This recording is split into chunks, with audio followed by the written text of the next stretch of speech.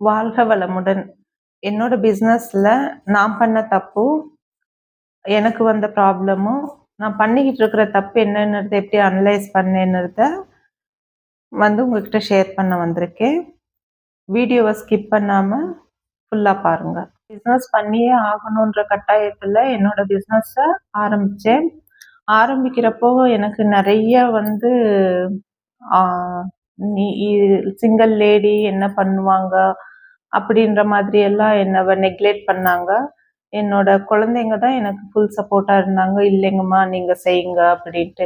இப்ப எப்படி நம்ம ஒரு குழந்தைங்களுக்கு உன்னால படிக்க முடியும் அப்படின்ட்டு நம்ம ஒரு என்கரேஜ் பண்ணி, படிக்காத குழந்தைங்கள கூட படிக்க வைக்குவோம். அந்த மாதிரி அவங்களுமேவும் எனக்கு இல்லம்மா உங்கனால முடியுன்ற ஒரு என்கரேஜ்மெண்ட் எனக்கு குடுத்தாங்க. அதுக்கப்புறம் சரி, எனக்கு என்னன்னா நான் எந்த இடத்துல விழுந்தனோ, அந்த இடத்துல தான் நான் எந்திரிக்கணும் அப்படின்ற ஒரு தெளிவான முடிவுல இருந்தேன். நெறைய இடத்துல போய் கடைய பார்த்தேன். ஆனா என்னோட மைண்ட்ல நான் விழுந்த இடத்துல தான் எந்திரிக்கணும். நான் அவமானப்பட்ட இடத்துல தான் நான் உச்சத்த காணணும். நான் அங்க நான் ஜெயிச்சு காட்டணுன்ற ஒரு என்னுள்ள ஒரு அந்த மனசு வைராக்கியம், அது என்ன அந்த ஸ்பாட்டுக்கு கூட்டிட்டு போச்சு. மார்க்கெட்ல மெயின் மார்க்கெட்ல நானு கடை பார்த்தேன். அந்த கடையில சரி அட்வான்ஸ் குடுக்கலாம் அப்படின்ற ஒரு இதுல, அங்க ஓனர் இல்ல இந்த ஐட்டம்கள்லாம் வைக்கக்கூடாது. இந்த மாரி இது இருக்கக்கூடாது. நான் வைக்கிற ஐட்டம்கள்லாம் வைக்கக்கூடாது. இந்த மாதிரி எல்லாம் நெறைய கண்டிஷனு இப்படிதான் இருக்கணும், அப்படிதான் இது பிசினஸ்க்கு செட் ஆகாது. நம்ம ஒரு கடைய குடுத்தோம்னா, அவங்க வியாபாரம் பண்ணுவாங்க.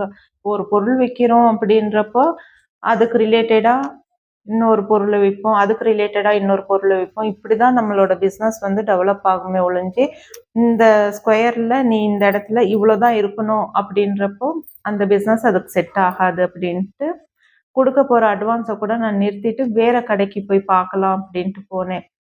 நான் பார்த்த கடை ரொம்ப சின்ன கடையா இருந்தாலும் எனக்கு அது ஸ்பாட் கரெக்ட்டான ஸ்பாட்ல எனக்கு வேணும். அதுக்கப்புறம் வேணும்னாக்கா, நம்மளுக்கு பார்க்க ஏதோ ஒரு இதுல அமையும் அப்படின்ற ஒரு கான்ஃபிடென்ட்ல அந்த ஒரு சின்ன கடையவே நான் தேர்ந்தெடுத்தேன். என்கிட்ட இருக்கிற கொஞ்சம் பணத்த வச்சு ஃபர்ஸ்ட்டு கடைய நான் ரொப்பணுன்ட்டெல்லாம் எனக்கு அந்த அளவுக்கு பணங்காசு கூட இருக்கல. என்கிட்ட இருக்கிற பணத்துல ஒரு பூஜைக்கு தேவையான ஒரு சில பல ஐட்டம்ஸுங்கள மட்டும் நானு வாங்கி, அத விக்க ஆரம்பிச்சேன். கரெக்ட்டா நான் வச்ச டைம் வரலட்சுமி நோன்பு. அந்த மாதிரி இதுல அதுக்கு ரிலேட்டடாவே நானு சாமானுங்க வாங்கிட்டு வரலட்சுமி மோகம் இந்த மாதிரி எல்லாம் வாங்கி வித்து கீ பிசினஸ். ஆனா அதோட ரிலேட்டடா தான் நான் பூஜை சாமானும் வச்சேன். ஏன்னா பூஜைக்கு சாமான் வாங்குறவங்க பிரசாதத்துக்கு நெய்யெல்லாம் வாங்குவாங்க. குவாலிட்டியா குடுக்கணும். நான் எல்லா வீடியோலயும் நான் சொல்றது இதுதான். குவாலிட்டி மெயின்டெயின் பண்ணுங்க. கஸ்டமர் நம்மள தேடி வருவாங்க. நம்மளோட குவாலிட்டி தான் நம்மளோட அட்வர்டைஸ்மென்ட். அதுக்கப்புறம் அந்த வரலட்சுமி நோன்புக்கான ஐட்டம்கள்லாம் விக்க, அதுல வர இன்கம்ம திரும்ப கடைக்குன்னே டெபாசிட் பண்ணேன். அதோட இன்கம்ம மட்டும் நானு கொஞ்சம் வீட்டுக்கு செலவுக்கு, மத்த இதுக்கெல்லாம் யூஸ் பண்ணிக்கிட்டு, வர இன்கம்ல பாதிய மட்டும் தான் நான் வீட்டுக்கு, குழந்தைங்களுக்கு, எங்களோட செலவுக்குன்ட்டு நாங்க எடுத்துக்குருவோம். இன்னும் மிச்ச செலவெல்லாம் திரும்ப கடைங்களுக்குன்னே டெபாசிட் பண்ணுவேன். அப்படி கடைய மொத்தம் நிரப்புனதாச்சு. நம்மளோட ப்ராடக்ட்ட நம்ம எக்ஸ்பிளைன் பண்றப்ப தான் அதுக்கு மார்க்கெட்டிங் வேல்யூவும் ஜாஸ்தியாகுது அப்படிங்கிறது, அது ஒரு ஜெனரல் காமன் நாலேட்ஜ் அது. நெறைய பேத்துக்கு எங்கேயோ நம்ம தப்பு பண்றோமேன்ட்டு தெரியறதில்ல. இதெல்லாமுமேவும் மெயினா நீங்க ஒரு டிப்ஸா எடுத்துக்கங்க. ஏன்னா எனக்கு நான் பண்ண நெறைய ரொம்ப தப்புங்கள்ல எனக்கு சொல்லக்கூட ஆள் இல்லாம, நானா பட்டு திருந்தி, அதுக்கப்புறம் நான் பண்ணிக்கிட்டு இருக்கிறது தப்புன்ற மாதிரி எல்லாமுமே எனக்கு நானே சரி பண்ணிக்கிட்டேன். அந்த தப்பு என்னோட ஃப்ரெண்ட்ஸ் நீங்க அந்த மாதிரி தப்பு பண்ணிறக்கூடாதுன்ற ஒரு எண்ணத்துல நான் உங்ககிட்ட சொல்லிக்கிட்டு இருக்கேன்.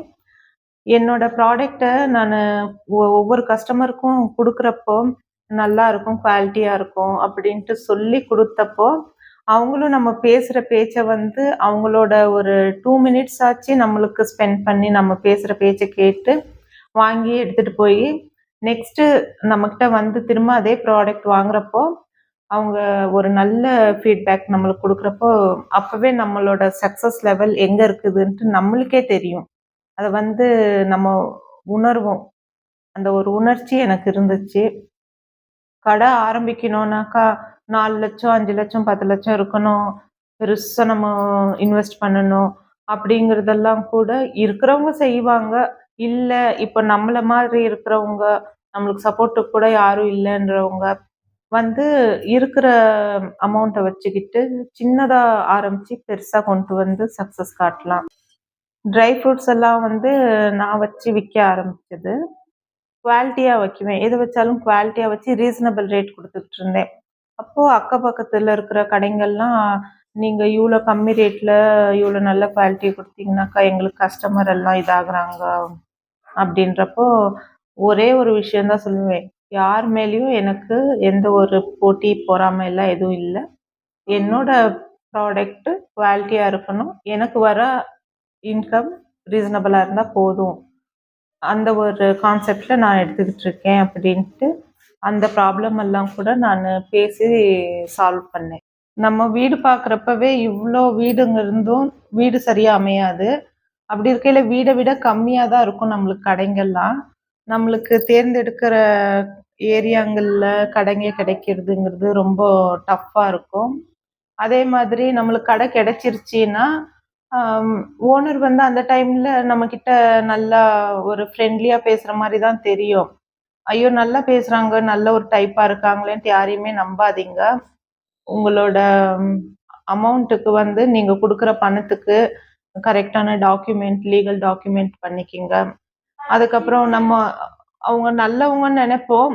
நம்மளோட பிசினஸ் நல்லா இம்ப்ரூவ் ஆக ஆக ஒரு சிலர் இல்ல நெறைய பேர் என்ன செய்றாங்க, "இல்ல நீங்க வெக்கேட் பண்ணிருங்க. அந்த இடத்துல நாங்க கடை வைக்கணும்." அப்படின்ட்டு நம்ம டெவலப் பண்ணியிருக்கிற அதே பிசினஸ அந்த இடத்துல அவங்க வைக்கணும்னு நெனைப்பாங்க. இதெல்லாம் வந்து நம்ம அந்த டைம்ல என்ன செய்வோம், நம்மளோட பொருள தான் நம்ம எடுத்துக்கிட்டு வெளிய போக வேண்டியதா இருக்கும். கஸ்டமர் எல்லாம் நம்ம அங்கேயே விட்டுட்டு தான் போக வேண்டியதா இருக்கும். ரொம்ப மனசு வலிக்கும். ஐயோ! இந்த மாதிரி ஆகுதேன்ற மாதிரி. அதெல்லாம் கொஞ்சம் பார்த்து கேர்ஃபுல்லா நீங்க பண்ணிக்கங்க. உங்களோட பிசினஸ் அப்டின்னா, உங்ககிட்ட வர ஒவ்வொரு கஸ்டமர் அது ரூ. 10க்கு வர கஸ்டமர்னாலும் சரி, ரூ. 100க்கு வர கஸ்டமர்னாலும் சரி, உங்களோட கடை பேர் வச்சு ஒரு குரூப் கேதர் பண்ணிக்கிங்க WhatsAppல.